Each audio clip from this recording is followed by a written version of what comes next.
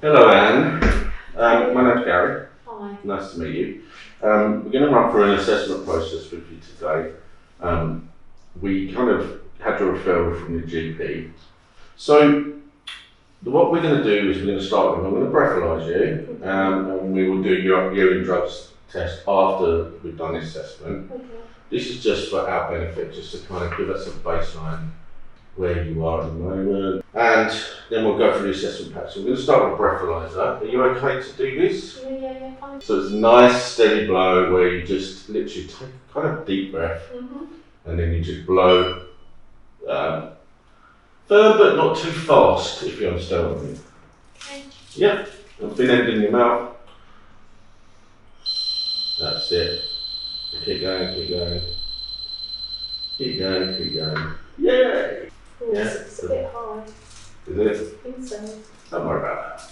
It's just an indicator for us, yeah, just so that we know where you are in your recovery and where you want to get to. Right, so I just want to go through what I call a confidentiality statement to you. I'm going to do the assessment with you, but anything you say to me that I feel you may be at risk to yourself, or you're at risk from others, or you're at risk to children, I may have to break confidentiality, just so I'm letting you know. Now, I remember you saying that you was referred from your GP. Yeah. And your GP's name is? Dr. Parra. So I know you was referred to your GP, but obviously, why did you go to your GP in the first place? I just went there because I kept being sick. When he asked me how much I was drinking, he said it might be a good idea to get assessed here. Okay, so you talked about, your GP said about how much you're drinking and you're feeling sick. So let's kind of get a grip on what you drink and how often. What would you say you would drink on a daily basis if we put it into, say, bottles of wine? I think it's about 3. 3 bottles. Do you know what sort of wine it is? This white one. Do you know roughly the percentage? I don't know. Is it about 11 or something? Is that right? 11% Would that be right? And that would be from 9 o'clock in the morning till? Yeah, I normally black out a bit later on in the evening.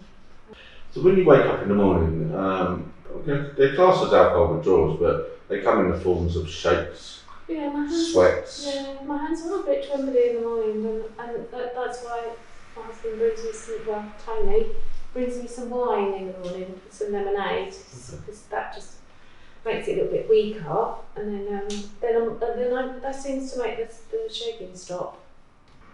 We'll talk about this a little bit further on throughout the assessment, but it's really important that you understand about alcohol withdrawals and how dangerous they are. The problem is you're stopping at 9 p.m. at night, and then you're starting again at 9 a.m. That's 12 hours your body has to last without alcohol. If you do need a drink before 9 a.m, you will obviously need to have a drink. Okay. So you would like abstinence from alcohol completely? Yeah. Any other drugs involved at all? You don't take anything at all whatsoever? No. Do you smoke cigarettes? Yeah, sometimes. How often would that be, and how many roughly? About 5 a day, maybe. Let's talk about any other medication that you're on as well from your GP.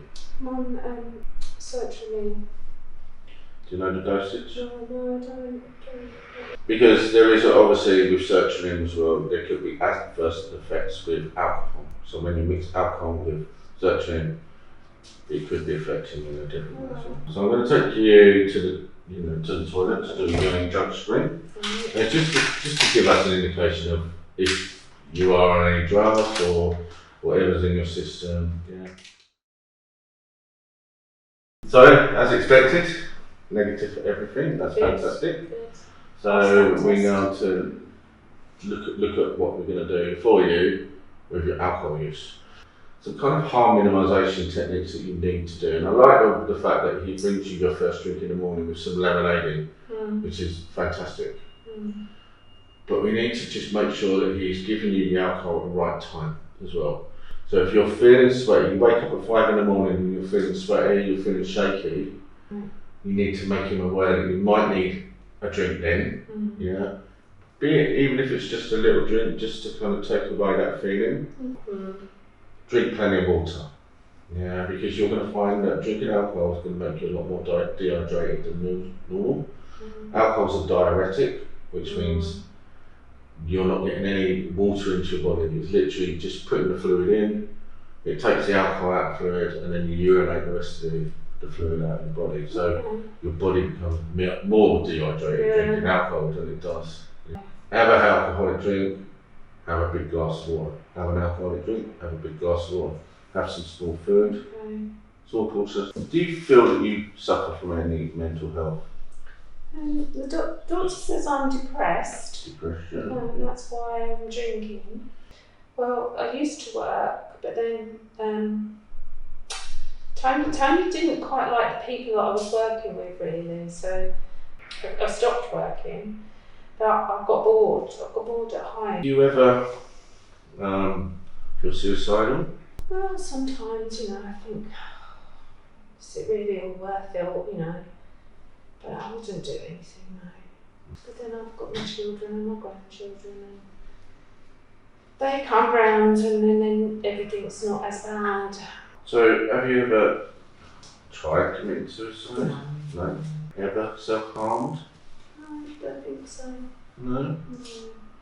You do realise that we can help you with anything that you feel that you need help with, especially with mentally. We do have these little cards we give to everybody. It's called the crisis line. Now, we're open 9 to 5 here at Arch, so you can call your key worker at any time during that time.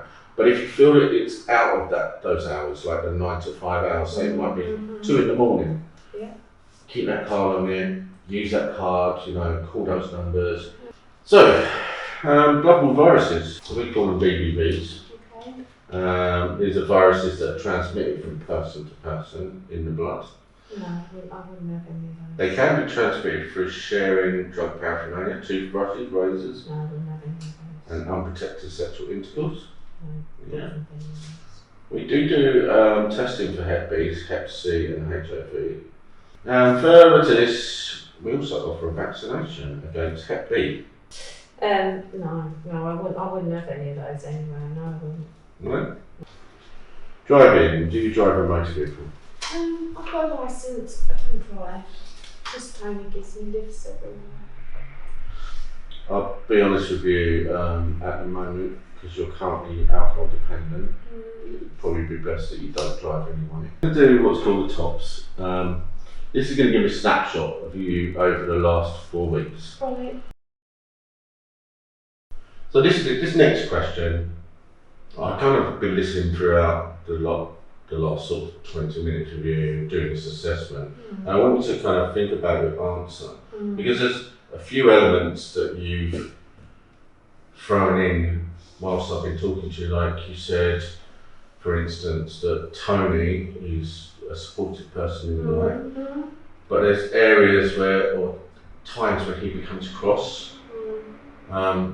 What do you actually mean by cross? Could you kind of elaborate a little bit on that? Sometimes I used to have an old friend, I'll call her, and Tony found it on my phone, and he was cross. So anyway, I had a drink, and then that made it all better. Would you class that as violence or abuse? I don't know what is that. I don't know. Well, domestic violence. So for some people, domestic violence is something that happens behind closed doors, where partners will become cross and angry.